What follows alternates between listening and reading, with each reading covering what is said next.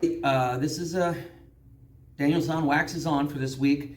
I'm not answering a question today. I wanted to talk about 8 days ago, we did a black belt test. And I just wanted to talk about that a little bit in the terms of my program and how I think inclusion and adaptive programs can work, and kind of just how the proof is in the pudding here. So I've been doing this full time since 2012. It's 2023 at the time of this filming.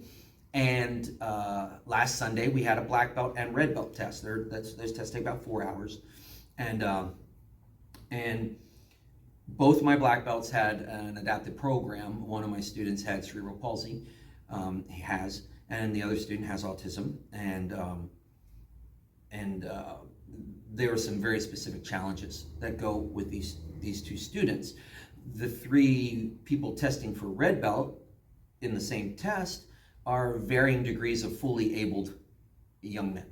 All three of them were young men at this particular test.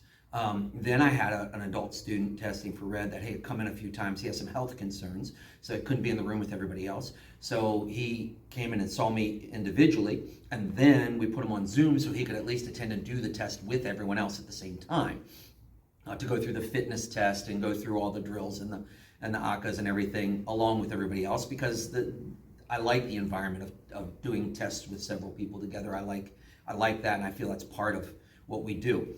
Now, that to me is the proof that's in the pudding, so to speak. I was able to test all these people. We had four black belts sitting at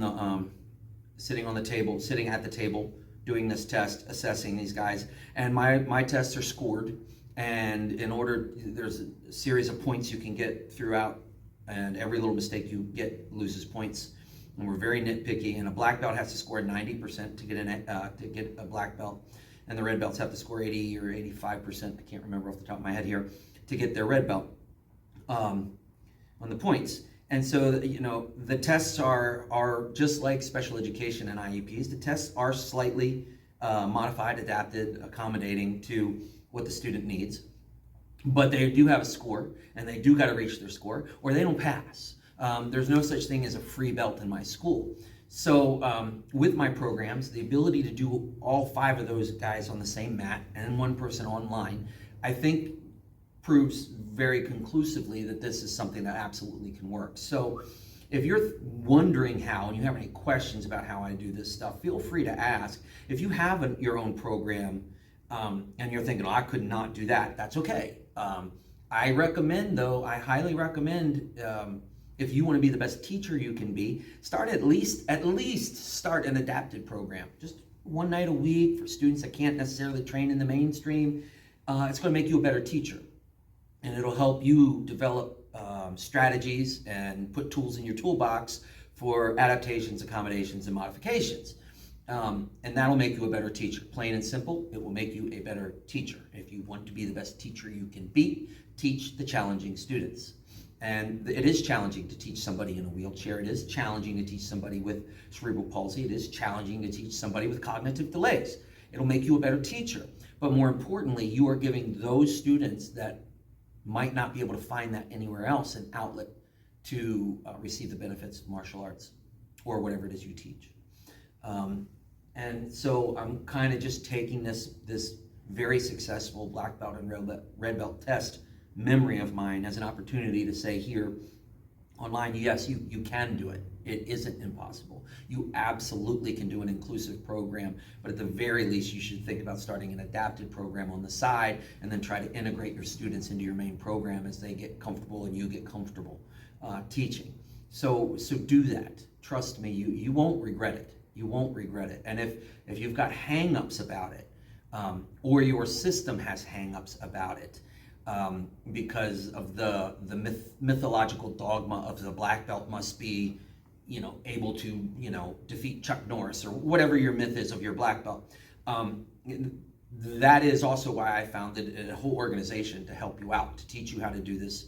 The One World Martial Arts Federation is not a federation to replace your martial arts federation or your association.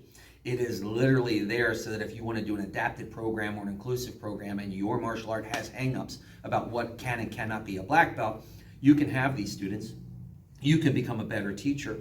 You can have present this opportunity to 20% of the world has a disability or special need. 20%, 2 out of 10 people in your neighborhood don't think they can do martial arts because people can't teach them.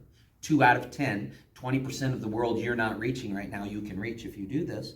But if your association says, no, we can't do that because they can't do this, or they can't do this kick, or they can't do that, and you can say, well, yes, that's correct. The student in the wheelchair cannot do a spinning back kick. However, I've adapted my program. They can do this, and I'll just promote it through the One World Martial Arts Federation and not through your organization, because you've got a myth of what a black belt is. In my program, a black belt is someone who masters the curriculum of the school set in front of them. That's what a black belt is. That's what every belt is. A yellow belt mastered the yellow belt curriculum. A black belt mastered the black belt curriculum. That's all it means. It's all it means.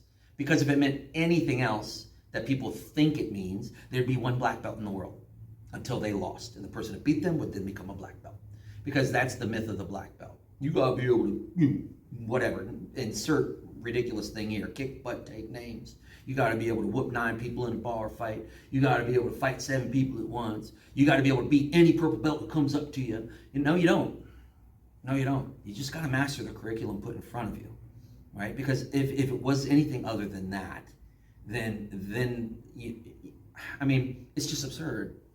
It's just absurd to think that a black belt in this karate versus this taekwondo versus this kung fu versus this Brazilian jiu-jitsu versus this Myanmar Thai, we got to compare our black belts to see who's the real black belt.